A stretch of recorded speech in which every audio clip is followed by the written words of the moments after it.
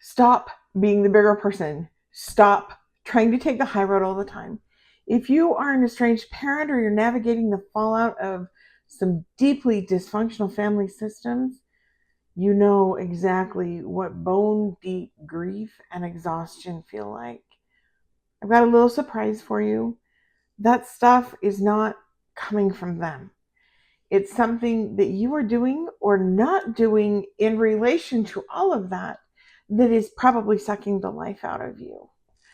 We are going to talk today about bigger person burnout. Most of us girls, especially the ones over 50, we have been taught our whole lives that we have to be the better person, we have to take the high road, and that doing this is the mature thing, and it's the good and right thing to do. Except no one told us that once you get on that ride, there's no rest stops, there's no slowing down, exits are few and far between, and the altitude from that high level makes it pretty hard to breathe. This is a topic that is near and dear and close to my heart because I've been that girl. I didn't just take the high road, I forged it. I paved it. I perfected it. And I drove it so often that I put ruts in it. Ruts that proved very hard to get out of. And it turns out being the bigger person all the time turned me into a bigger person. I know I'm not alone in this. This is what we've all been taught to do. We've been conditioned by our culture, sometimes by misapplied faith rules, to believe that keeping the peace at all costs is the ultimate virtue. But we haven't really been counting the costs, and that is going to end today. Way too many of us women are utterly exhausted. We're running on absolute fumes because we've spent decades believing that if we take that high road, being the bigger person and apologize first, that's how things go back to normal. That's how relationships get fixed. That's how things stabilize. And then everything will be fine. Except it didn't work. When we step back from all of that and look at what's really going on, it's a trap. It's also transactional, and it looks something like, okay, I will tolerate your bad behavior. I will take the digs. I will absorb all the trauma. I will walk away from contention. I will keep my mouth shut, and I will do it all out of love. And in exchange, you'll stay in my life and life will be good. How is that a fair trade? It's not. There's also a problem with being the one that always takes the high road. It's usually a one-way street. The same rules that I was expected to follow, that I was expected to live by, didn't apply to anybody else. They never had to be the bigger person. They never had to be the ones that walked away. They never had to take the high road. They were never held accountable for their behavior or the harm that it was causing. And in the end, doing it didn't fix anything. The family still broke. The estrangement still happened. My own physical and mental health took a beating. And I'm still the villain in their story because I stopped doing the thing that hid the dysfunction. And to this day, the drama still continues, and there is no real peace for anyone. What I've since learned is you can't be the only giver in a dynamic that is designed to take, that is full of takers, because givers give and takers take. It's not going to be any different. When you take the high road every single time, it doesn't actually teach the other person to meet you there. It just trains them that they can do or say whatever, that you'll tolerate it, that there are no limits, and they become dependent on you to fix the chaos they created. It's then the peacekeeper who ends up carrying all the weight for all the things because nobody else knows how to do it. That's something I wish I would have learned a lot sooner than I did. It has shown up in every dysfunctional relationship and has resulted in the same results every single time. One of the biggest things is that I've ended up living this horror of estrangement from all sides. as a mom, as a daughter, as a daughter-in-law. And I promise you that peace that requires you to brush off those offenses, to make yourself smaller, to sweep stuff under the rug, to lie to yourself or to others, or to swallow all that mistreatment in the name of being a better person isn't real peace. It's just a temporary ceasefire that allows the illusion of happiness and harmony and peace to continue, and all of it happens at your own expense. And the human body was not designed to handle constant toxic stress, nor was it designed to be a waste dump for other people's emotional baggage or for emotional overload. The body keeps score. I'm sure you've probably heard that. When you do what I did and you keep absorbing all the disrespect and the silence and the bad behavior, that stuff doesn't just disappear. It doesn't just go away. Unfortunately, it often gets worse, and it still has to go somewhere. That somewhere often ends up being your own nervous system.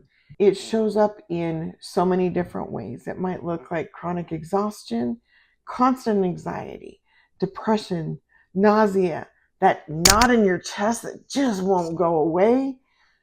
It often looks like recurring and new autoimmune type symptoms.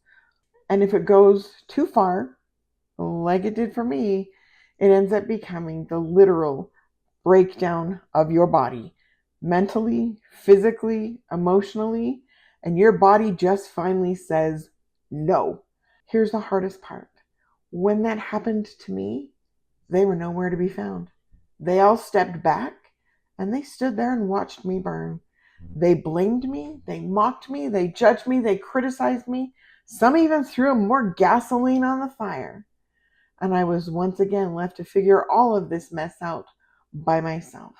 When you get in this kind of a place, your mind certainly, and oftentimes a lot of other people as well, will tell you that if you stop being the bigger person, you're being selfish or cold, or you're proving what we already believed about you right. My friends, true maturity and real healing starts when you grant yourself permission that nobody else in the family is ever going to give you.